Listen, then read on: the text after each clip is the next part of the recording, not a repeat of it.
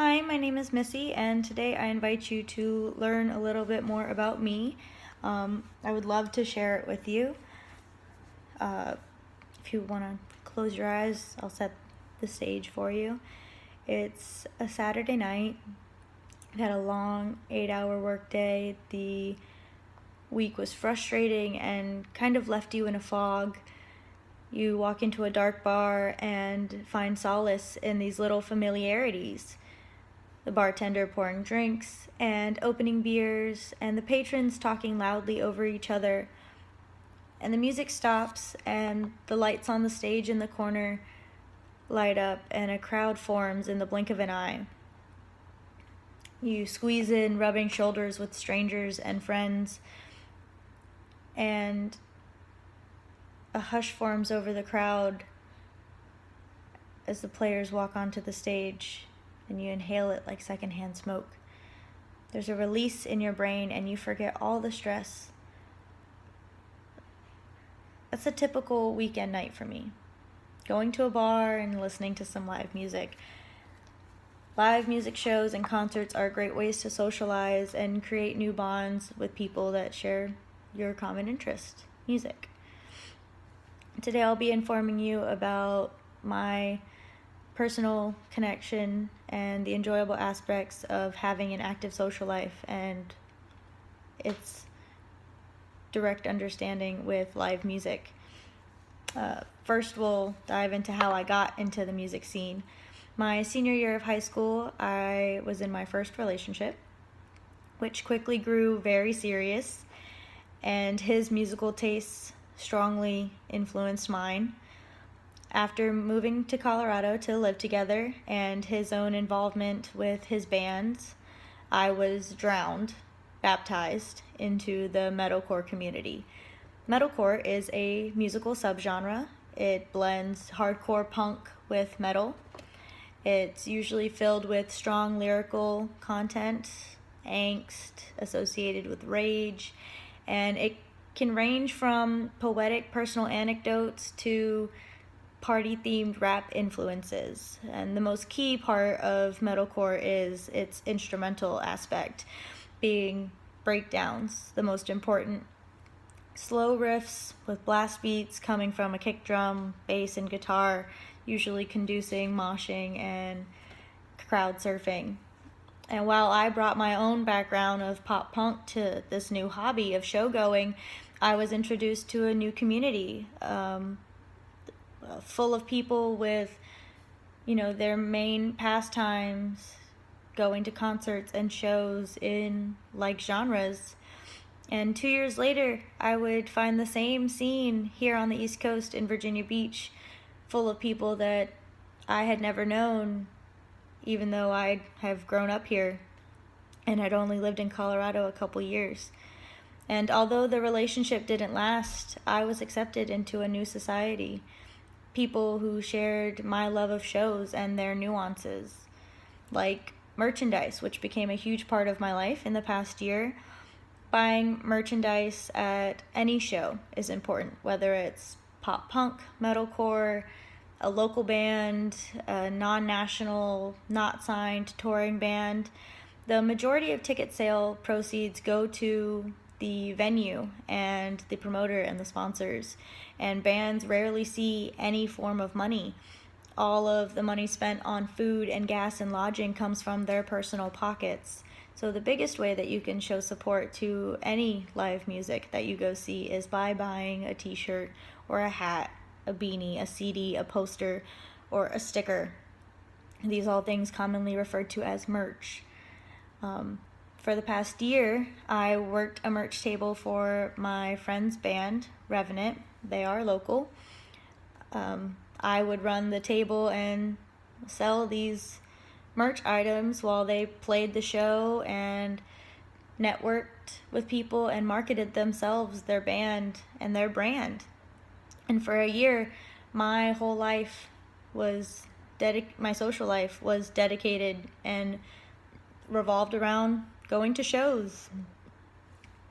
And it taught me how you can tell when a show is good, whether it's a band that you love, every single song they write, or it was just you had a fun time. You can always tell when the show is going to be good. The entire crowd is participating. The musicians are on stage playing their heart out to the music that they've written that they know that you'll enjoy. And there's people in the crowd that are dedicated fans singing along, mouthing the words. There's rhythmic head nodding, violent head banging, moshing, crowd surfing, bystanders taking pictures and video. And of course, somebody who maybe gets a little too drunk or is just out to ruin it for somebody else they know will be there. They're just crowd killing away. And crowd killing is a term that we use in the community that describes when someone begins moshing in the pit and then they start swinging on the crowd that's not participating.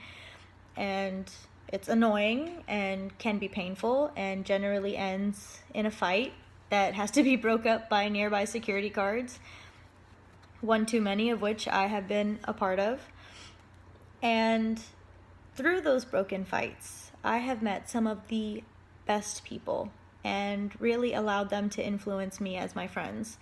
The majority of them eager to mosh to the next breakdown or waiting in line for an hour to get an autograph or a picture. And they've all been going to shows for years longer than I have. But they took me into their fold and accepted me as one of their own. Another great aspect about going to shows are the friendships and really how they have affected how to relieve stress. Creating adult friendships are hard. They're hard. It's a difficult task that no one tells you about. And because of recent falling outs in the past year that I've had with a lot of my very good friends, I've realized how much harder it is to make connections as you grow older.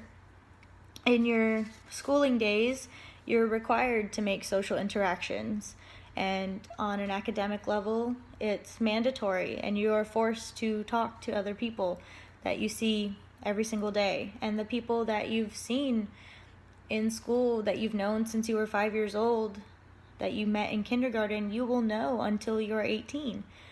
And if you're like me, who moved around a lot growing up, then you really understand, as it has really taught me the importance of friendships and establishing friendships once you put down roots. When you graduate and move into your adult lives, your friends do the same for themselves, and you lose that daily stimulation from social contact, and it fades. After moving 1,600 miles away, I lost contact with all of my close friends. My social circles evaporated. Even in my working life, I struggled to find common ground and interests with my coworkers. And that was the benefit to shows. I had something to look forward to, that I would be around people with the same interests, and it restored this balance of something that I didn't know I needed. I was isolated physically and socially, and that gave birth to a lot of social anxiety and worsened my own depression. I used to have extracurriculars activities that really helped establish some stress relief. And upon moving away from everything and everyone I had ever known to a foreign place, I isolated myself. And it had a huge traumatic backfire with panic attacks and extreme social anxiety and a roller coaster like depressive episodes. Back in high school, I had theater that I did scholastically and in the community that really reined in my extroverted qualities of talkativeness and my unexplored creativity. It was the best outlet, and I loved it. And as far as stress goes outside of school, my family and I did martial arts together. They really encouraged me to study and be an active member with our school. My cousins, who were all around the same age, slowly got into the same thing, and it became a really important, very major bonding experience for us. It taught me honor and discipline and gave me this superficial structure that I didn't know I needed. And these were things that I didn't consider when I moved away. I didn't think about how I was going to replace them, and I needed new outlets. I turned to smoking cigarettes when I didn't have martial arts as a physical response to relieving stress. My boyfriend's friends at the time all smoked cigarettes, and I did it to fit in with this group of people who I knew didn't like me, and it helped relieve my stress, but it became something that I hid from my family for years. And without theater as a creative outlet, I turned to modifying my body with piercings and tattoos and dyeing my hair and cutting my hair, which really helped me into this new culture, this happier culture and way of life that is associated with this genre.